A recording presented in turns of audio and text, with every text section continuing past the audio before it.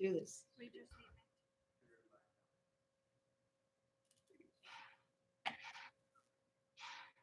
This meeting of the City of Socorro City Council is set to begin. First and foremost, the City of Socorro would like to thank everyone and ask for your patience during this difficult time we have been presented with.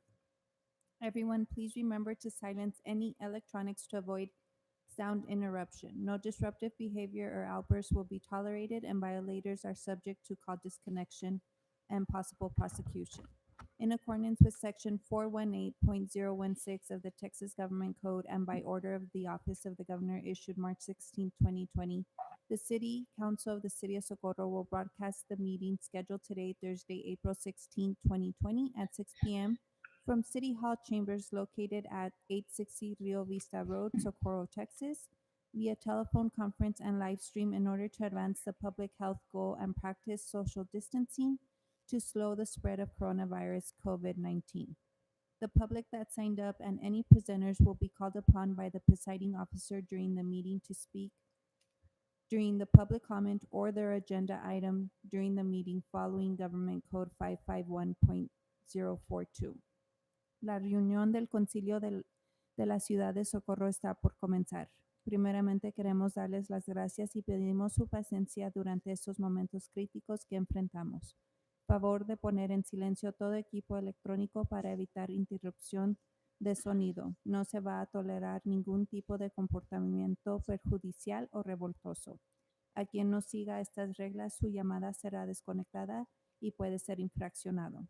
De acuerdo con sección 418.016 del Código del Gobierno de Texas y por orden de la Oficina del Gobernador anunciada el 16 de marzo de 2020, el Concilio de la Ciudad de Socorro transmitirá la reunión hoy, 16 de abril de 2020 a las 6 p.m.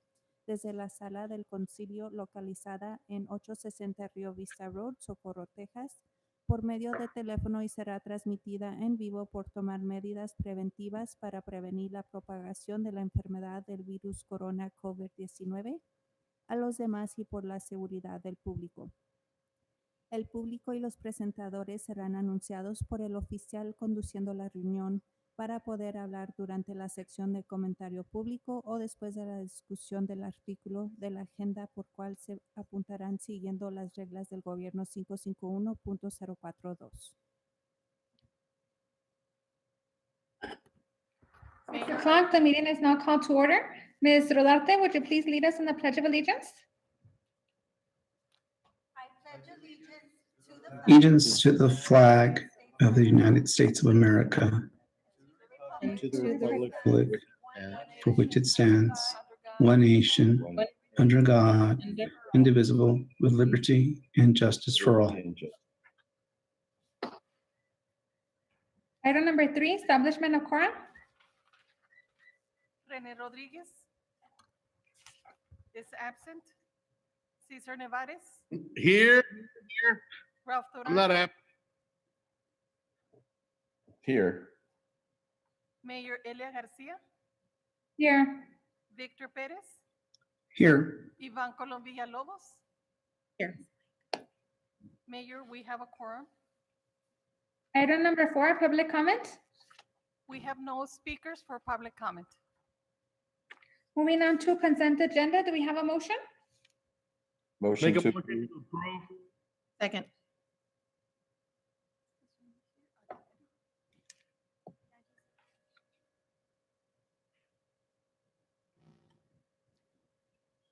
René Rodríguez,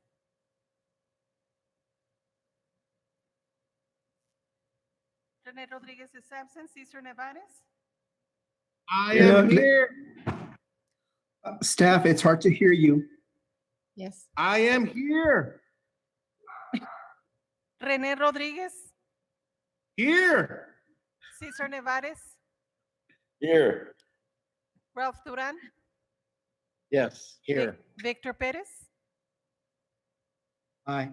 and Ivan Colom Villalobos. I'm sorry, what are we voting for? Consent agenda. Consent agenda. Yes, okay, yes. Item number 7, discussion and action to approve the fiscal year 2020 to 2022 budget calendar. Motion to approve. Second.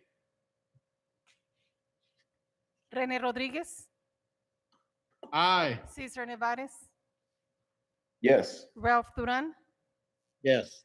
Victor Perez, Aye. Ivan Colom Villalobos. Yes. Item number 8, discussion and action regarding an emergency ordinance declaring a disaster due to a public health emergency and implementing restrictions on the movement of people and the occupancy of premises, penalty as provided in section 7. Mayor, Yes. I have a question for Jim. Mr. Rodriguez? Can we have a motion, please? Well, I'll make a motion to, well, it depends because, okay, I'll make a motion to approve. For discussion?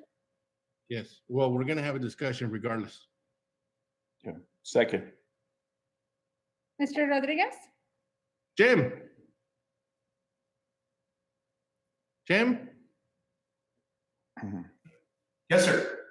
Okay, Jim, on this item, discussion and action, could we also include sending a letter to the El Paso Health Department for getting accurate numbers for the city of Socorro? City limits? Or is Yeah, that- Because it isn't, and we're declaring it, and we need, technically that part of, I mean, I wouldn't make that part of the ordinance, but I think if you wanted to include that as part of the action item, you could direct staff to do that, yes. okay, so what would my actual would be? Well, I mean, you can certainly amend the ordinance, and there's a lot, it's a very long ordinance, and Mayor and Council, if you hadn't had a chance to read the whole thing, I know it's long, and I know it's kind of pretty dense. We didn't create it on our own. It tracks very closely the city and the city of El Paso's and the county of El Paso's ordinances and directives. And those themselves track several of the ordinances and directives from the other major metro areas around Texas.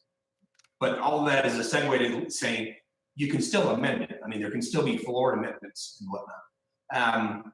But if council's inclined to approve it, Mr. Rodriguez, my suggestion would be to approve the adoption of the ordinance, and in connection with that, to instruct staff to ask for certain information or request certain information from the county. Okay. So at this time, I would like to amend my motion to include sending a letter to notify them that we are seeking information on cases within the city limits of the city of Socorro. Accuracy? Mr. Duran? Judging by how people are acting in public and judging by the way that the numbers are climbing, can we include in this mandatory wearing a mask when you're within 6 feet of another person? Also, because you walk into Walmart and people are walking right in front of you with no mask. There's people taking their entire families and they're exposing everybody. Should there be an asymptomatic person, they're exposing a lot of people to the coronavirus. And it's already been adopted in California, New York, and Connecticut, where it's mandatory wearing of a mask. And it's not 24/7, only when you're going to be in contact with somebody closer than 6 feet. So in other words, if you're out jogging and you're by yourself, you don't need to wear a mask. If you're driving in your car, you don't need to wear a mask. But if you're going to be in contact with somebody, you're going to go to a grocery store, you're going to be in contact with people closer than 6 feet. Also, with the people working in the stores, I see people with no masks on working in these stores. They are just, one of them, all you need is one asymptomatic person, and they're spreading it. So can we add that onto this this item?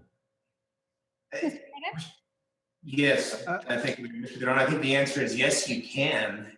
In addition to the states you mentioned, I think there are a couple of metro areas in Texas that have done that for certain locations and certain kinds of businesses and other facilities. The short answer is yes, you can. I would be conscious of timing. I know this is an emergency ordinance, and you've heard me say this before. Council has fairly broad emergency ordinance authority. I think you've done the right thing. You've been very deliberate. We discussed this at the last meeting. This emergency ordinance, in draft form at least, has been published and made public since Monday. So even though it's an emergency, it's been out there. The public has had notice of it. And the way it's drafted, it goes into effect tonight. If you're going to include, if council is going to amend it to include a requirement that that the public wear masks and a face covering, the covering of your nose and mouth in public when you are unable to ensure 6-foot distance between you and someone else, like in a grocery store, I would suggest at least one more day. Don't make it midnight tonight. Make it midnight tomorrow, or even midnight the day after. I'll agree to that. Second. I mean, just on, I mean, all of you, I'm sure have been to a grocery store and you've seen it. And I mean, And it's that's why like they take their entire family shopping with them. That's ridiculous. They do not, I don't think they realize the scope of this virus and how it'll affect you. And they think it's like getting a cold. It's not. I agree, Mr. Then I agree. Just as a question, Jim, with regard to, like say, for example, Walmart, can we have them provide masks to their employees? Because that's something that it seems like you can, I'm not sure if they're dispersing or distributing masks to their employees. And I'm not sure, again, it's something that would be or should be, I think, the responsibility of the business to their employees. That's a bit of a tougher call. The answer is probably, I would be very kind. This is, even though it's a public health issue, and even though Walmart's a big corporation, I would be conscious of the fact that certain, masks themselves might not be available, and they might have to resort to some other kind of face covering. I don't know what alternatives there are.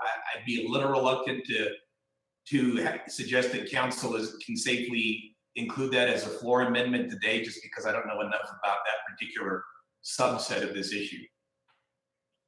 Mr. Nevares? I can give you guys an example. Because I heard Walmart's providing their employees with masks, just as Ryder is, with the option though of employees whether they want to wear them or not. But going back to what Mr. Uran said, if you're less than your 6 feet apart or you're walking by, then it is a requirement for you to wear it. We do provide them, but it's up to the discretion of the employee whether they want to wear them or not. What is mandatory though, again, is if you're closer than the 6 feet by walking by or what have you, then you must wear it. Mr. Perez? And I agree with that, because if you've gone to the Walmart, just the way the aisles are set up between the cashiers and the rest of the building or the rest of the aisles, there's no way you can pass 6 feet apart from anyone there. And so to me, that it only be more, I guess, logical to have them wear it. Again, I don't know, to your point, Jim, what leverage we have to be able to require that of Walmart, but certainly just the whole idea of maybe we can write a very persuasive letter on behalf of from the city to Walmart, saying, look, the neighborhood Walmart is very all customers are in close proximity in Walmart, and it seems like they're not even observing the 10 customer limit in terms of entering the store. So again, it goes back to supervising or monitoring, but certainly we as a city can say, you know what, we've observed these things, and what is your response to that? Have them at least some kind of community accountability on their part. I mean, you can certainly send a letter. I mean, you can certainly instruct staff to draft a letter. I can do it. In terms of including it in the ordinance, yes, I mean, Mr. Nevada brings up a good point. I think it's slightly safer to say you're going to require that an employer make face coverings available. And if the employee doesn't want to wear it for whatever, it interferes with their work, they find it difficult to work, whatever. But I think you're a little safer saying they have to make it available. And I know we're all talking about Walmart because we've all been there and it's big, but you can't single Walmart out. It's got to be employers. No. All Any employers. employer or manager of an essential business that is going to remain open, if you can't ensure a 6-foot separation between persons, then yes, I think you could include a requirement that they have to make face coverings available. Mayor and Council, let me say 2 other things about the ordinance. I said it closely tracks the city and the county's orders and directives. It does. The city's ordinance and the county's directive. It does closely track them. There are 2 significant changes. If you look in section 5F of this draft ordinance, 5F is in Frank, there is an occupancy limit, and it limits it to 50% of the occupancy, of the regular occupancy as calculated by the fire code. So that way you're not creating your own standard by saying it's so many people per square foot or per exit per square foot. No, you're taking an existing standard, the occupancy as determined by the fire code, and you're saying half. That's what you got. You probably have some discretion in that. You could make that different if you want. And the other big difference is, I forget what section it is.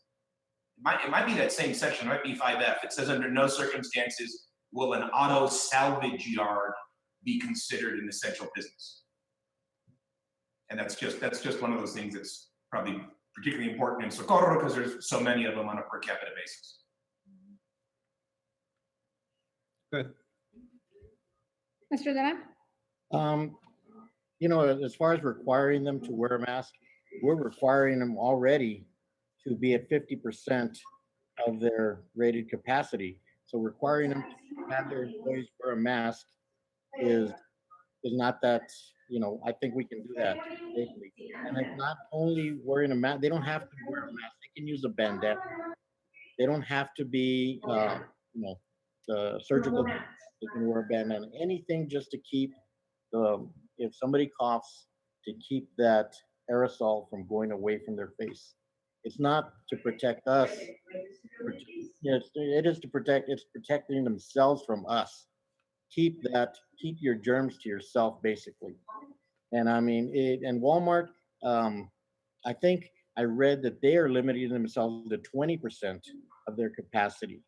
I read an article about that. And I also would like, if they could make their store a one-way. You walk in, and granted, you're gonna have to go through every aisle to get what you need, but that'll stop so much of the bumping into each other. I don't know if that is possible. I don't know if we can make them do that. We can suggest it, I'm sure, but I think it would make it a lot quicker if you just have a one-way. You just go through the whole store. You don't, because I mean, especially at peak hours, everybody's bumping into each other, and nobody's. With one way, and again, with Just one-way looking at- aisles, I mean, that's harder to regulate because there's so many different kinds of businesses and so many different kinds of structures. I'm not sure there's a regulatory mechanism, an appropriate regulatory mechanism to regulate the direction of travel on an aisle. Just an idea. Oh, and let me correct one thing. I said the ordinance says it's effective tomorrow. Tonight. It's not at 11:59. It says it's effective immediately upon passage. I think you can still do that because it's been published for 3 days now. My only caveat is if you're going to make any floor amendments, like additional requirements, like wearing a mask or making a mask available, I would give at least 1 more day notice for that, maybe even 2. And Chief Burden wanted to add some comments.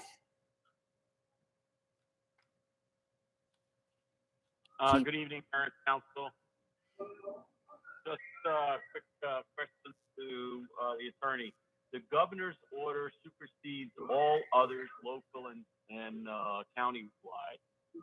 Their silence on the matter. Chief, you're sounding a little muffled. The other thing is that I hear a lot of background noise.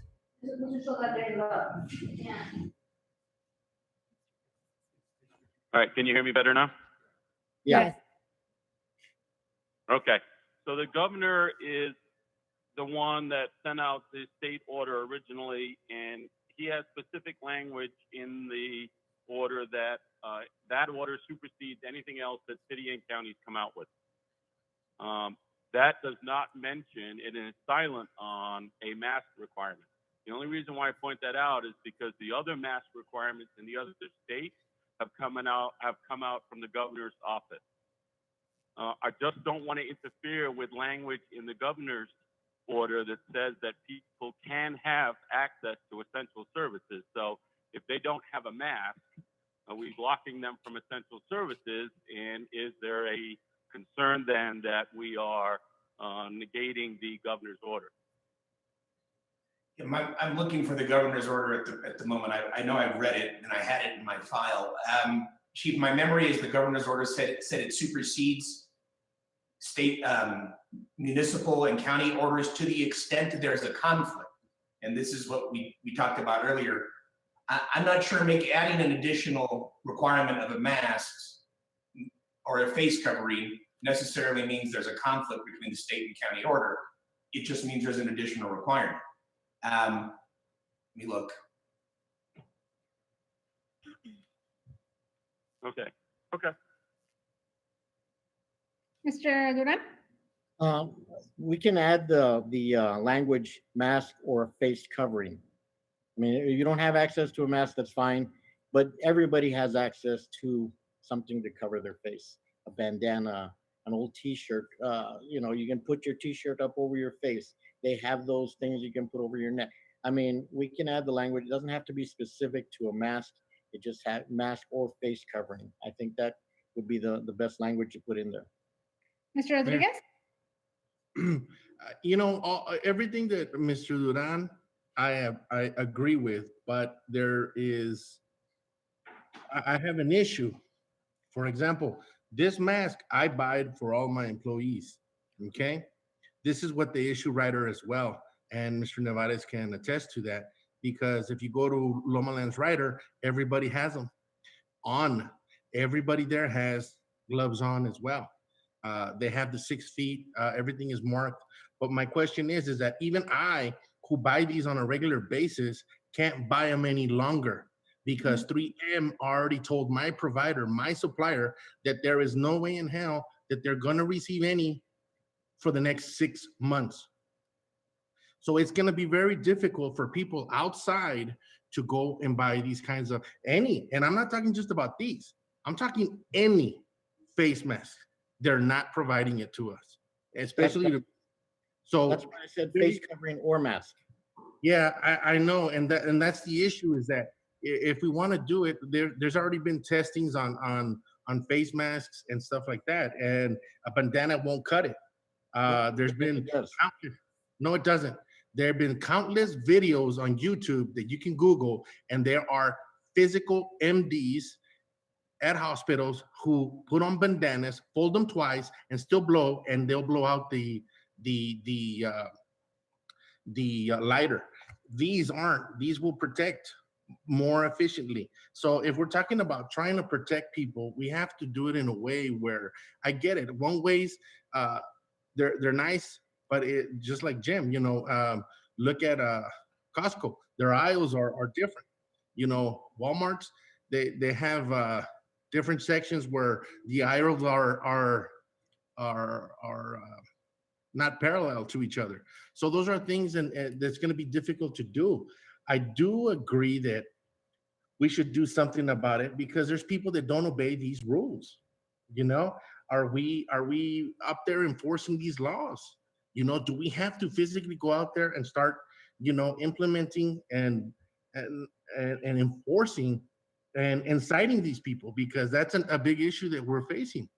The Tiguas just got one of theirs, but if you notice, the Tiguas for many weeks already started blockading their facilities, their roadways, and they start checking people, and yet they got already somebody with one of the cases. So those are issues that we're facing. Like I said, if you want to do a floor amendment, which is fine, but I think that Jim is correct. We should at least give them 3 days. 3 days should be enough so that they can go and try to get some form of covering so that when you're out there. Ms. Villalobos?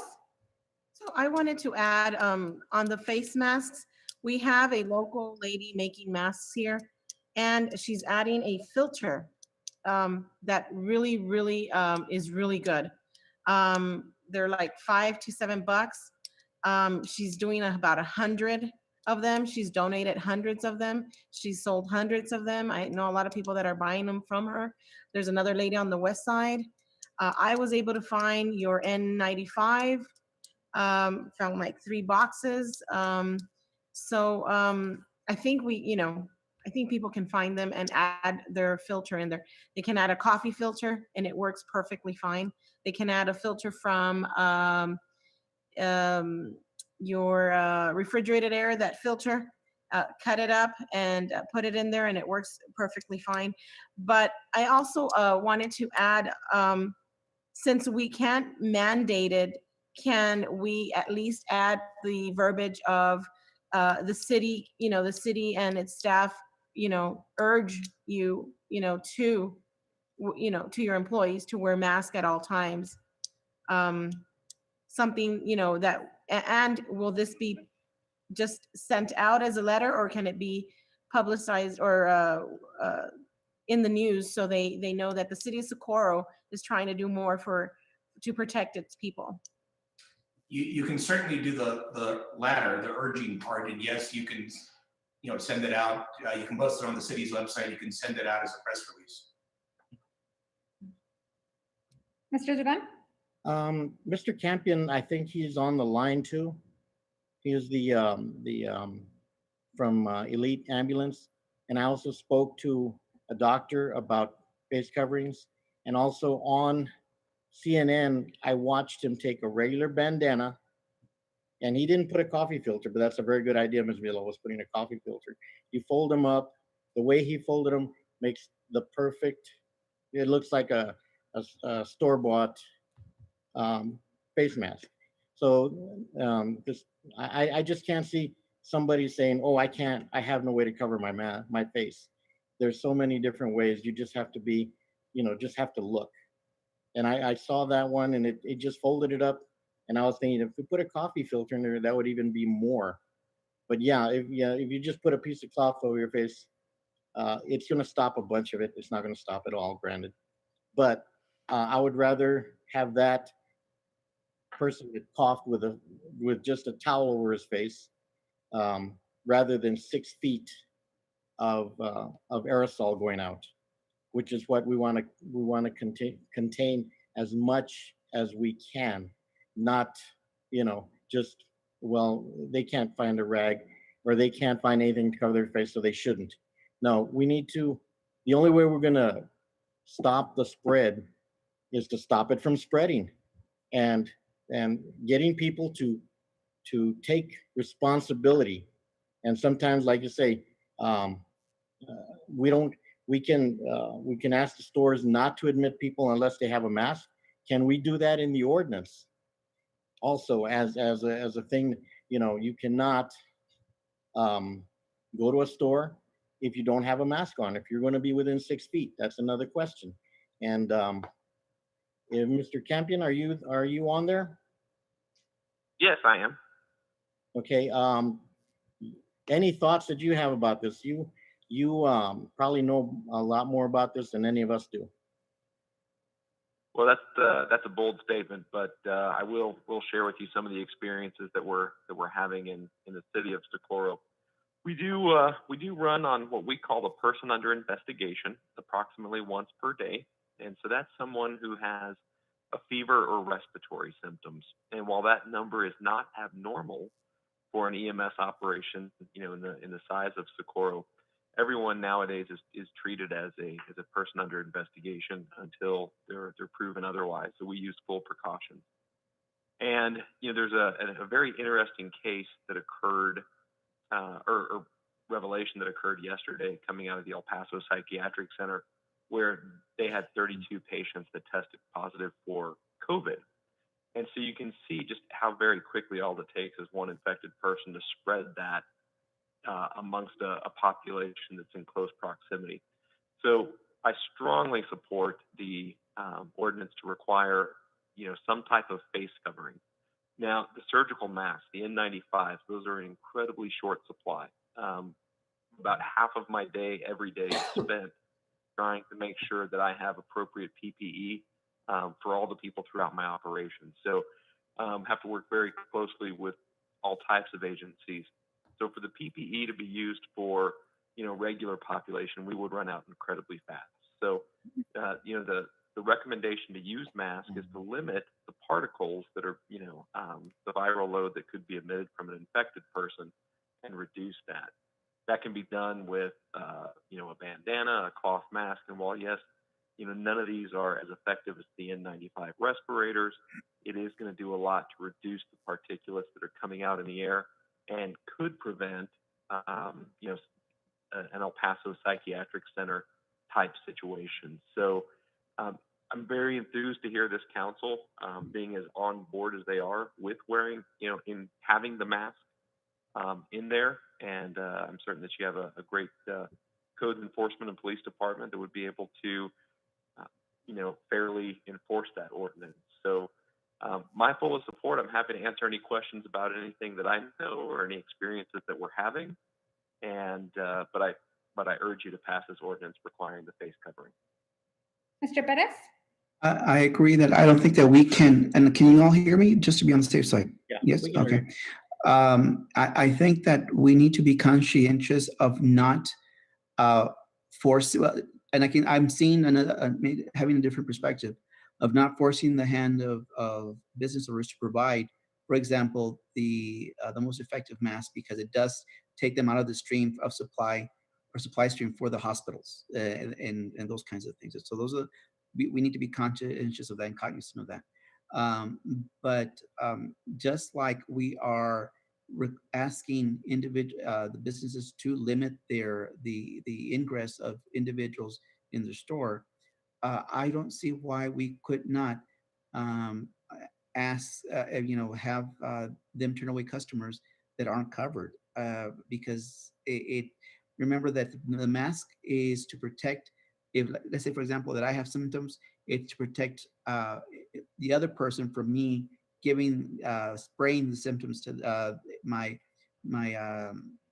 saliva or the particulates to them. And so I think that we need to, a lot of us may confuse the symptoms of allergies with the cold and those kinds of things. And so I think that this is me personally, I don't think it's unreasonable to request that customers wear some kind of face covering. You have an allergy. Chief Burden is on the line. Mayor and Council, so just so you guys are aware, for the current enforcement action, we're under instruction that if we're going to take any enforcement, we have to contact the DIMS attorney with the county. That's through the DA's office. Because this language was not included in what we'd written before, I just want to make sure that we're okay with the DA if we go ahead and write $1,000 fine, because that's what we're talking about, that these orders are all $1,000. I just want to make sure that the county attorney will take the cases from us, because we do have to get their permission first.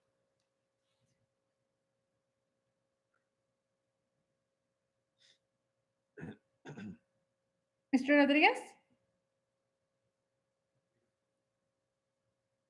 At this time, I would like to amend my motion to approve the item, to add a floor amendment, to add an extension of 3 days to this ordinance, so that we can, if you go out in public, you have to wear any type of covering from the nose, nasal, and mouth covering anywhere you go. I think that we should take this action immediately. to reduce the risk of employees as customers. So, and this will help curb the virus spreading any further. And also will include in my motion to send out a letter to the El Paso Health Department so that our chief can be notified of every case in the city of Socorro. Ms. Villalobos? And I wanted to add, yesterday I went to Wells Fargo. I had to get off. I had business to do inside the building. Do I'm we sorry? have a second? We Could I have have a for the motion? Second. But maybe I wanted to just add or suggest, Mr. Rodriguez, if I may, and I apologize, because we heard the chief talk about having to get district attorney approval or some kind of inform them about us wanting to do some enforcement with regard to the face coverings. And so is that something that we would, Jim, and I defer to you, would that be something that we would need to include in this ordinance, or It's the floor amendment that Mr. Duran was saying. No, you don't.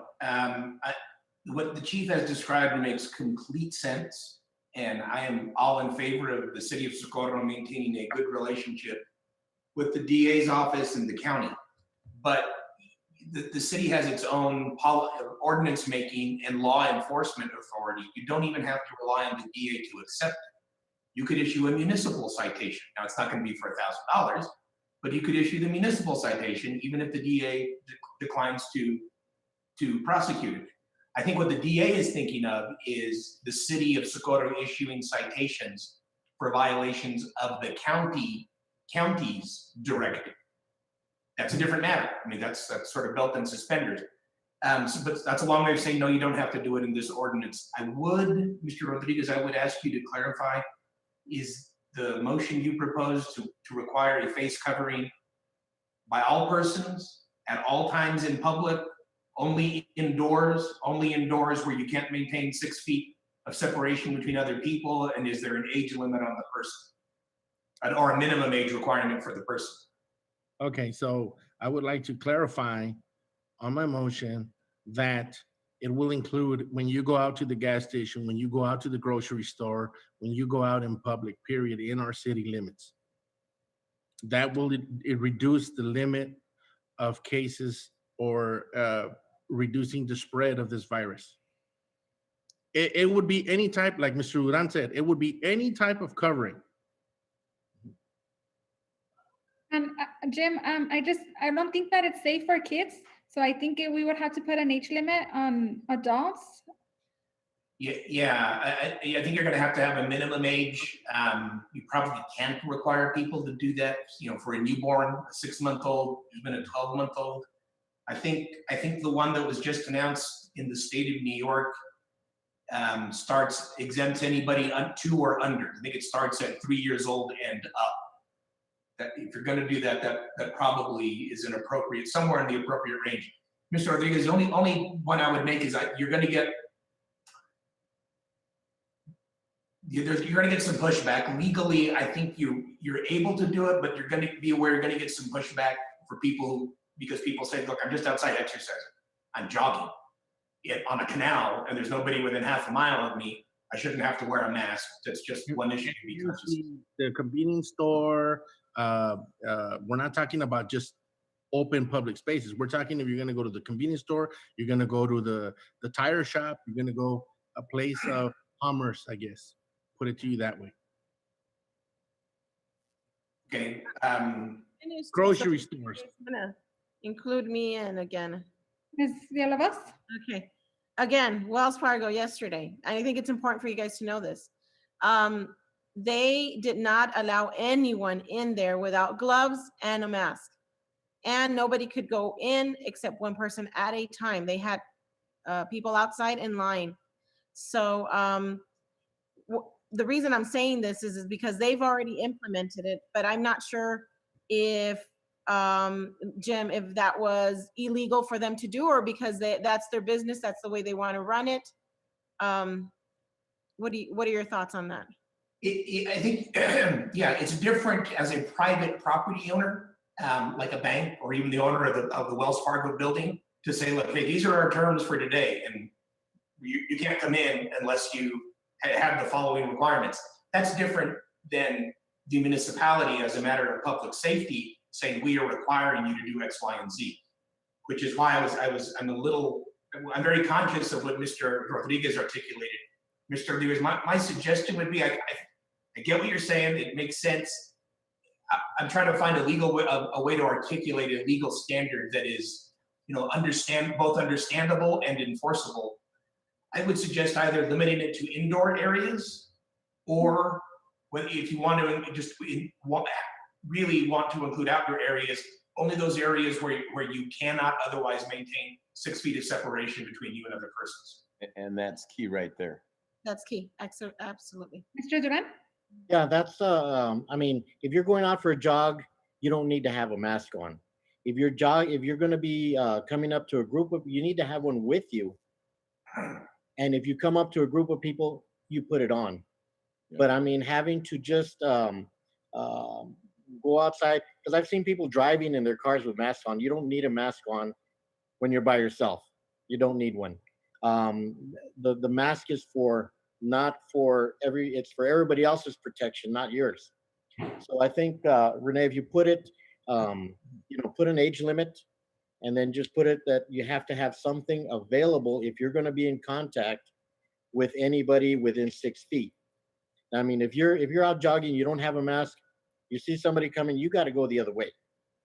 You cannot come in contact with them. That would be, and then can we, lower the limit for the violation? Because, somebody messes up and they got $1,000 fine. Can we put and make it, like you said, a municipal fine, and then have it, not where it's going to put a burden on anybody, but still it's going to make them realize they have to comply. Can we do that? Mr. Perez? Very quickly, I think that we need to also, Mr. Rodriguez, I would recommend from my part to include, the age limit is, as we said, 3 years and above. And then also very specifically say confined areas, and then and outdoor areas where a minimum of 6 feet cannot be achieved. 6 feet of separation can be achieved, because I'm thinking, for example, going to Costco, you see people in line, doesn't necessarily mean that they're 6 feet apart. They're still outdoors, but unless they have a painted area, designated area where this is the 6 foot markers, then some people actually are maybe closer to each other. And so I think that that's where you do have the possibility of contamination out in the open in those situations, like when they're in line.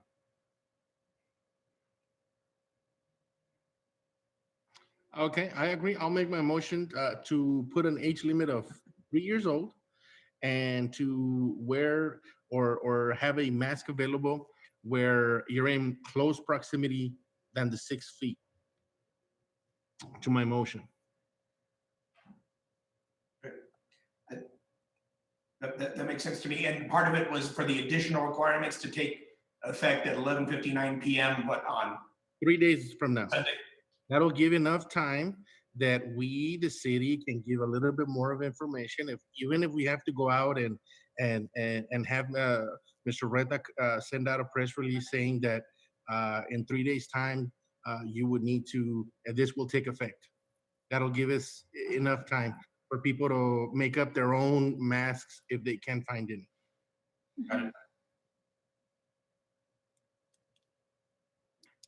Second. And don't forget the letter. Okay. Can I have a second? Second. We have a second. Mr. Duran. Thank you, Mr. Duran. Welcome. And we have one speaker on this item, Miriam Cruz. Ms. Hi. Cruz? Has my time started? No, not yet. What is going on? Go ahead. Thank you. I had three comments. One was, I was wondering if the final version, if the ordinance in the backup was a final version, since I saw a few typos. My second question is if you could amend your motion to instead include in that letter to the health department to include not only cases that are in the city of Socorro, but also within its ETJ, just since the whole, obviously ETJ surrounds us, and people of the city of Socorro live very close to the ETJ and probably come in and out of that area. I think it would be important to know both numbers and that they be accurate. And just as a comment to Mr. Duran, I honestly think that the $1,000 fine is what's going to force people to wear their face coverings. And so it's steep. It is, and it would suck if someone does get it. But all it takes is one person to hear that, hey, I just got this fine and I'm going to have to pay $1,000, you know, and it's going to spread like wildfire, and it's really just going to force people to just do it, period. I don't want to get one. I don't want to pay $1,000. So you better believe I'm going to be doing it, you know, and so it's just one of those things where it's not ideal. Ms. Cruz, But your time people is are up. not listening. People are not doing what they should do. I think you said my time was up. Yes. Thanks. Mr. Rodriguez? Mayor, those were all good questions, but one of the things I just want to add to, we already get updates from county-wide, so we already know where all these people are. But what we really don't know is how many are in our city. Therefore, that's the letter of intent that we want to send to the health department, the El Paso Health Department, so that they can give this information to our chief. Because my concern, and it should be all of our concerns as council as a whole, that we need to understand that our police officers are in the front line. They're in harm's way every day, every minute. As we are hearing council, they're out there putting their lives, their health at risk. And we need to know and help them understand that if they get a call, God forbid, they go to somebody who is infected and they take that home. So it is very vital and very important. And I stress this out. I don't want this information for myself. I don't need to know names. I don't need to know ages or sex or any of that.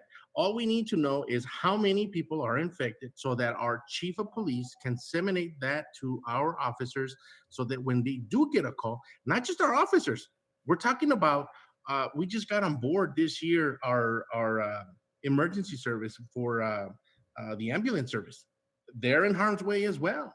So those are people that are in the front line that are putting their lives at risk, and we need to provide them with anything that is going to prevent them from getting this virus as well and taking it home, God forbid, to their children, to their parents, to their grandparents, you know, God forbid. So that's the only thing I'm asking, is that the county with, in conjunction with the El Paso Health Department, needs to let not just us, because I am in talk with mayors that believe the same thing. We are not getting the adequate information for our municipalities. And it stems that we need to send a letter voicing our strong opinions. Right here, I have, let me see if I can bring it up again. The county of, let me see, McHenry County judge just temporarily had a restraining order mandating that the health department disclose to police information of active infected with COVID-19 to the police department. This is in Illinois, and the judge already said that they need that information, and it's very vital to the safety of their first responders. I think that we should, and just for people to be clarified, is that these are our chief needs to have that information. That's why. And just to let you know, we do get all that information, but we just don't get how many cases are in the city. So, just to have a peace of mind with that. Chief Burden, For one thing additionally. go ahead, Jim. Yeah, Mayor, Mayor? I finally found the order, the part of the order that I was looking for, because the chief brought up a very good point, and I wanted council to be aware of it. Look, just be patient with me. Let me read this part of Governor Abbott's most recent order with the new restrictions in place. This executive order shall supersede any conflicting order issued by local officials, but only to the extent that such a local order restricts essential services allowed by this executive order or allows gatherings prohibited by this executive order. Okay, so it supersedes it to the extent there's a conflict. And you go down you read a different part. It says, I hereby suspend certain parts of the government code, which are the emergency powers provisions for mayors and county judges, and any other relevant statutes to the extent necessary to ensure that local officials do not impose restrictions inconsistent with this executive order, provided that local officials may enforce this executive order, as well as local restrictions that are consistent with this executive order. Okay, that's a lot to read, I know, but my point is, reasonable people might be able to disagree about whether requiring a mask by the city is or is not, does or does not conflict with the governor's order that doesn't say anything about a mask. My opinion is, I don't think it's a conflict. It's an additional requirement. I don't see it as a conflict. And part of my evaluation of that is informed because, as of a few hours ago, let me see if I get these right, Dallas County just required the wearing of a mask by persons over 2 years old in public, and that at Dallas County then added itself to what I think that list now is excuse me, includes Hidalgo County and Travis County. So other municipal and county lawyers obviously have the same view. Thank you, Jim. Chief Burden, Yeah, Mayor and Council, Mr. Rodriguez, I just want to clarify your point, and thank you very much for looking out for the police. Obviously, we are on the front line of this as far as first responders. When we first started receiving information, we did get a daily address list. The Department of Public Health here in El Paso has decided to change the way they do that. It is no longer a daily address list for all of the residences throughout the county. Instead of that, it's in our CAD system, which is our computer-aided dispatch. And I believe Mr. Campion also has access to that through the 911 system when they dispatch calls. If there is a special tab in the CAD system, which will notify us if there is an infection in the residence. So even though we're not seeing the daily addresses anymore, it's specific to the address that we're being sent to. Just so you have that information.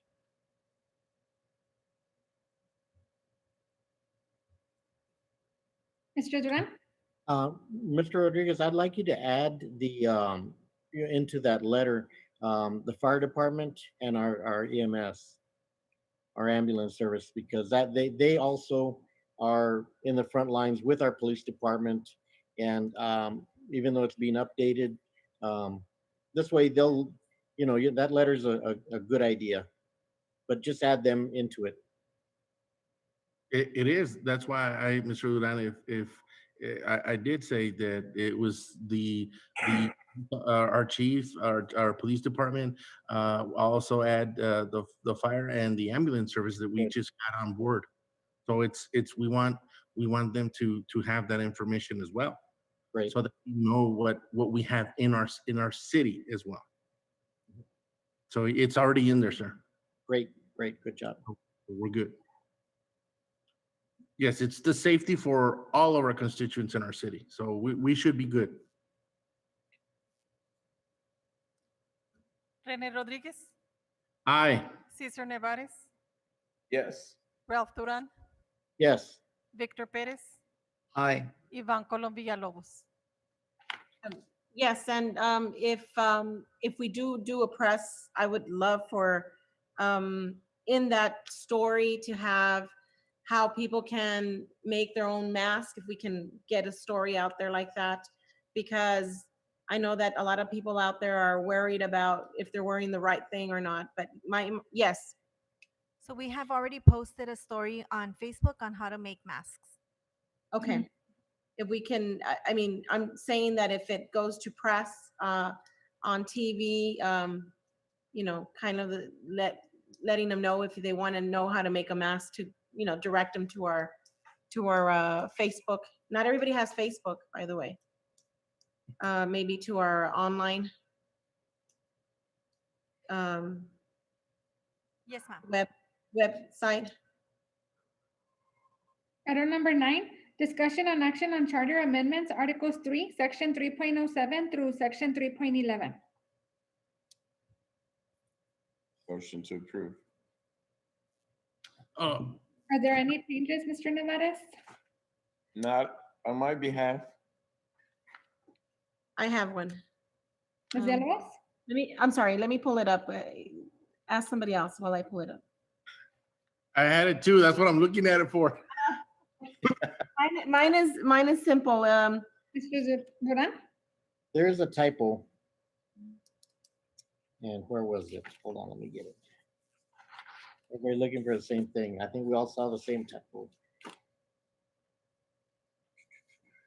I actually didn't, but I think because when I copied it and sent it over to Word, it automatically corrects it. So I probably didn't even see it.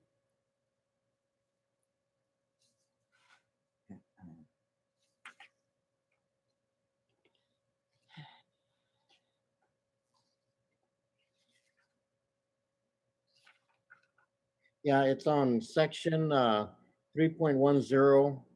They just ran the words together. It says shall instruct or, and it says instructor. It says instructor request. That's just a typo. I don't know if it's that way on the charter, but on this one it is.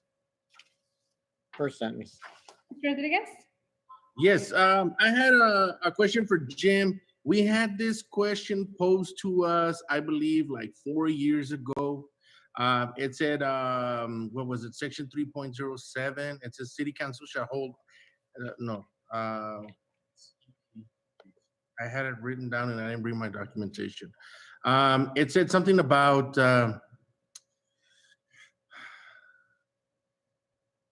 all meetings of the city council shall be held in City Hall.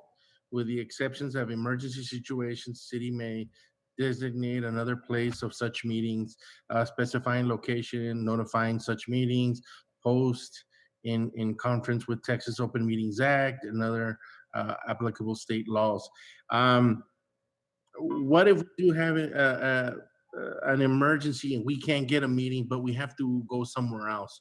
What if, you know, those are the things that, could we change that language to say, you know, not just to say that it's going to be held at that facility?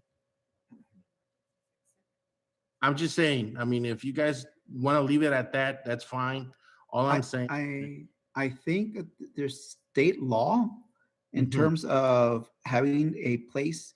Something happened similar to, I think, to El Paso County a while back, where they could only, they wanted to change the location, and I don't know if it was because of election in the meeting. I can't remember exactly at this point, but I think there is there. And Jim, I don't mean to speak out of turn, but isn't there a state law requiring that we need to post a consistent meeting location for the state, so that we're never accused of moving meetings around, that people aren't informed or can't attend?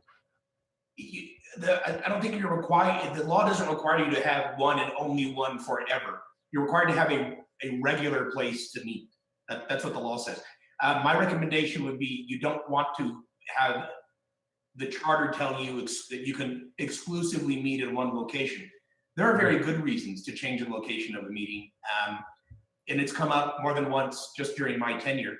It's been a few years, but the city of El Paso, the city council has had joint meetings with the county commissioners court. And they weren't at City Hall. They were at the county courthouse. So the city of El Paso was free to go over there. And now that I think about it, I think that's what came up here. The county at one point invited the city of Socorro to have a joint meeting with them. And we were halfway to setting it up when we realized, well, we can't actually do that because we have this unusual charter provision that says we can't go to you. So there's a good reason for certain special occasions to have to take that provision out of the charter. Mr. Pettis? So then, what would it read? Just a designated meeting location? Yeah, the regular meeting place shall be City Hall, and that, council shall have the discretion to meet elsewhere for stated reasons. Because even then, is the chamber annex or the annex where the chamber is, that's not really a city hall. Right, that's true. And so I think that if we can just say the regular meeting place shall be in chambers, the chambers of the city of Socorro, and then whatever language is necessary to be able to move that if ever we need to, for whatever reason. Got it. Ms. Villalobos? Okay, so I found, it's just one little word. This would be section 3.07 of the meeting, down to E. Special meeting of the city council shall be called by the city secretary. Can we change that shall to may? And the only reason I proposing this is because what if our city secretary is not available? Can we add, can we change it to may? And can we add after the city secretary, or it's a designated person in case she's not available? Or Well, he?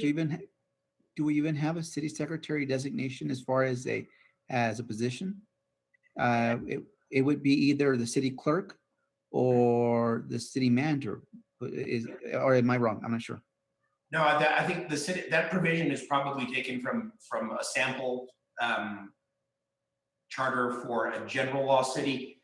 The general law cities typically have what's called a city secretary.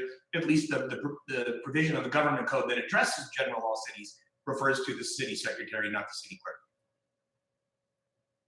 And to answer your question, Ms. Villalobos, yes, you could change it or even take it out. Any suggestions, Mrs. Rodarte? I do think that we should update it to city clerk, and we can add the verbiage that you suggested to whoever is designated in case the city clerk is no longer employed or cannot physically be here. Then we can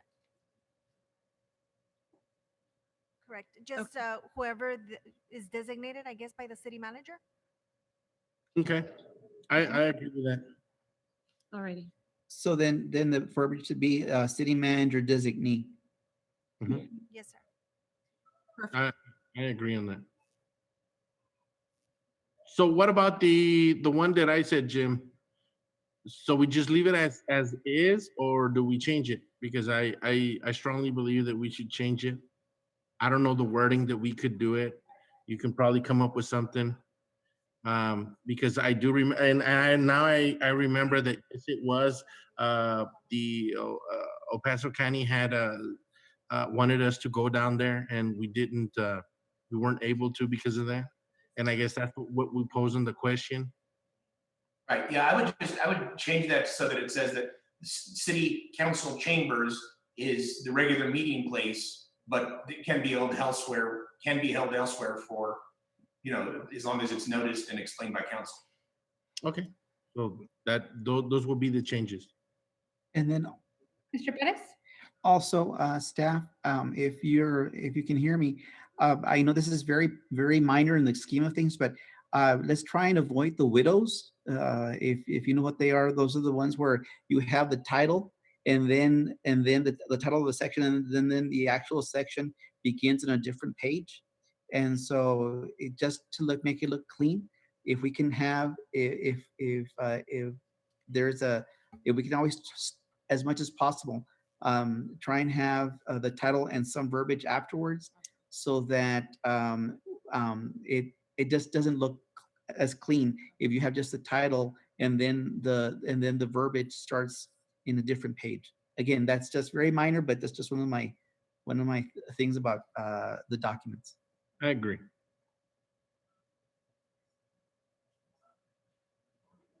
Mayor, we have a speaker for this item. Miriam Cruz.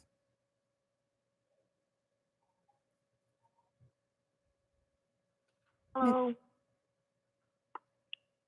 My time started. It started now. Oh, Yes, go ahead.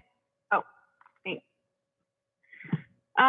Section 307, Part D. I think, as I have been advocating for several years now, that it should include that the notice of such meetings should be posted online on the city's website and social media. That's my suggestion. The second part is that I think there should be a limit as to how many meetings can be held from a different location other than chambers.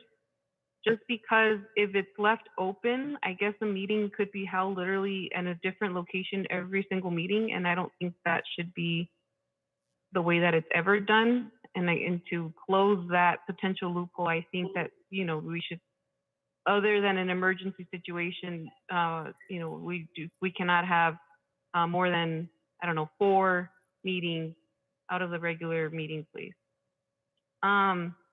I think that the rules of procedure on .08 should be laid out on the charter, and if not, because you guys want to, so that they're not changed and alternating during every single different city council. But if they're not going to be added, then I think you guys should post or write that the rules should be posted online so that people of the public know what rules of procedure you guys are supposed to be following during the meeting. And then the last one is .09, which is the investigation by city council. I think that there should be a language included that connects the ethics committee Ms. to the Cruz, your city time council is up. investigation, whether it's working together or something like that. Thanks. Ms. Villalobos? So I agree with Miss Miriam that it should be posted in several places prior to the meeting. It would help tremendously the people that are trying to follow us when they come to the meetings or when they're online. That's one. I don't agree with the last one. She just came up. She just said, I don't think I have enough information why the ethics commission would come, would be part of the charter in this section. I have read many other charters, and nothing includes the ethics commission in this particular section. Not that it's not the right thing to do, but right now I don't have enough information to agree on that. And then she mentioned one other item, and I'm sorry, I just drew a blank, but I just wanted to voice my opinion.